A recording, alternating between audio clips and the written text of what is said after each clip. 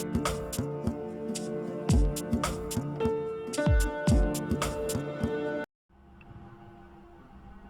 મિત્રો, crack Gujarat exams YouTube channel પર આપ સૌનું હાર્દિક સ્વાગત છે।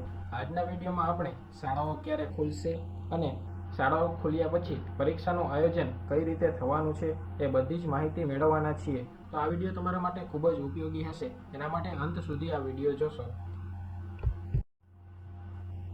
તો વિડીયોની શરૂઆત કરતા પહેલા તમને જણાવી દઉં કે તમે હજી સુધી અમારી ચેનલને સબસ્ક્રાઇબ ના કરી હોય તો કરી લેજો, જેથી કરીને આવનારા બધા જ વિડીયોની માહિતી તમને સૌપ્રથમ મળી રહે। તો ચાલો જોઈએ કે સરકાર દ્વારા શાળા ખોલવાની તારીખ કઈ નક્કી કરવામાં આવેલી છે અને તે માટેના કયા નિયમો બનાવેલા છે। તો પહેલો પોઈન્ટ છે કે સરકાર દ્વારા શાળાઓ ખોલવા ધોરણ પ્રમાણે 3 ભાગમાં વિભાજિત કરવામાં આવેલ છે। એટલે કે સરકાર દ્વારા ધોરણોને 3 ભાગમાં વિભાજિત કરેલા છે, જેથી કરીને સૌપ્રથમ ઊંચા ધોરણો હશે તેને પ્રથમ ખોલવામાં આવશે। બીજો પોઈન્ટ છે કે સૌપ્રથમ 9 થી 12 ધોરણની શાળા ખોલવામાં આવશે। ત્યાર પછી જોઈએ મિત્રો કે 6 થી 8 ધોરણની શાળા ખોલવાની છે અને ત્યારબાદ 1 થી 5 ધોરણની શાળા ખોલવામાં આવશે। એટલે કે મિત્રો સૌપ્રથમ 9 થી 12 ધોરણની શાળા ખોલવામાં આવશે, ત્યાર પછી થોડાક સમય પછી સરકાર દ્વારા જ્યારે નક્કી કરવામાં આવશે ત્યારે 6 થી 8 ધોરણની શાળા ખોલવામાં આવશે અને ત્યારબાદ 1 થી 5 ધોરણ એ સરકાર દ્વારા ખોલવામાં આવશે। ત્યાર પછીનો પોઈન્ટ છે કે સૌપ્રથમ 9 થી 12ની શાળા એ તારીખ 23/11/2020 થી શરૂ કરવામાં આવશે। તો મિત્રો સરકાર દ્વારા નક્કી કરવામાં આવેલું છે કે સૌપ્રથમ 9 થી 12ની શાળા એ 23/11/2020 થી શરૂ કરવામાં આવશે। ત્યાર પછી જોઈએ તો 6 થી 8ની શાળા અને 1 થી 5ની શાળા ત્યારબાદ ખોલવામાં આવશે। એના પછી જ્યારે સરકાર દ્વારા 1 મહિના પછી કે 2 મહિના પછી જ્યારે નક્કી કરવામાં આવશે ત્યારે 6 થી 8ની શાળા અને 1 થી 5ની શાળા શરૂ કરવામાં આવશે। મિત્રો જોઈએ કે સરકાર દ્વારા શૈક્ષણિક વર્ષ જે આપણું 2020 અને 21 છે તેના દિવસો કેટલા નક્કી કરવામાં આવેલા છે। તો શૈક્ષણિક વર્ષ 2020 અને 21ના દિવસો એ 160 થી 180 નક્કી કરવામાં આવેલા છે।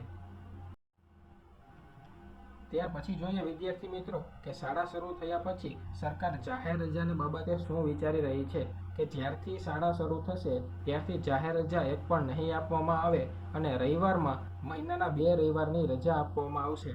મિત્રો જાહેર રજા એ શાળા શરૂ થયા પછી એક પણ નહીં મળે અને મહિનાના 4 રવિવારમાંથી માત્ર બે રવિવારની જ રજા આપવામાં આવશે।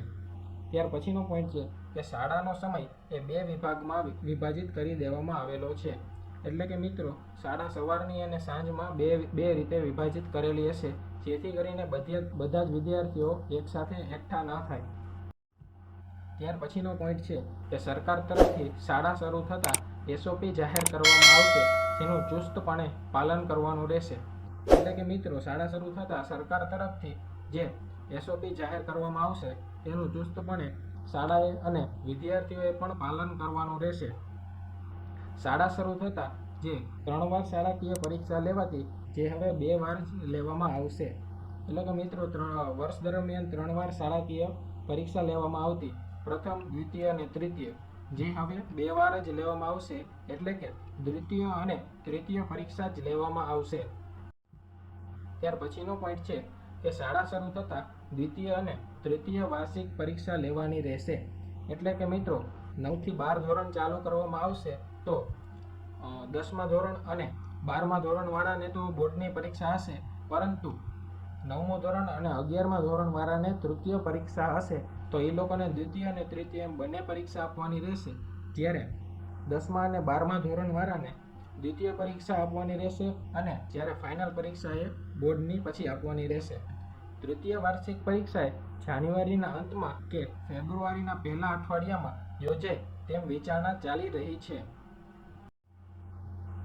ત્યાર પછીનો લાસ્ટ પોઈન્ટ છે વિદ્યાર્થી મિત્રો કે ધોરણ 10 અને 12ની બોર્ડની પરીક્ષા જે મે મહિનામાં યોજવાનું સરકાર દ્વારા વિચારવામાં આવી રહ્યું છે। તો આ હતી મિત્રો સરકાર તરફથી જે શાળાઓ શરૂ કરવાની છે તેની માહિતી, જેમાં 9 થી 12 ધોરણની સંભવિત તારીખ એ 23/11/2020 છે અને ત્યાર પછી બીજા ધોરણો શરૂ કરવામાં આવશે। તો મિત્રો આ તમને વિડીયો ગમ્યો હોય તો અમારી ચેનલને સબસ્ક્રાઇબ કરવાનું ના ભૂલશો અને આ વિડીયોને લાઈક અને વધુને વધુ વિદ્યાર્થી સુધી શેર કરવાનું ના ભૂલશો।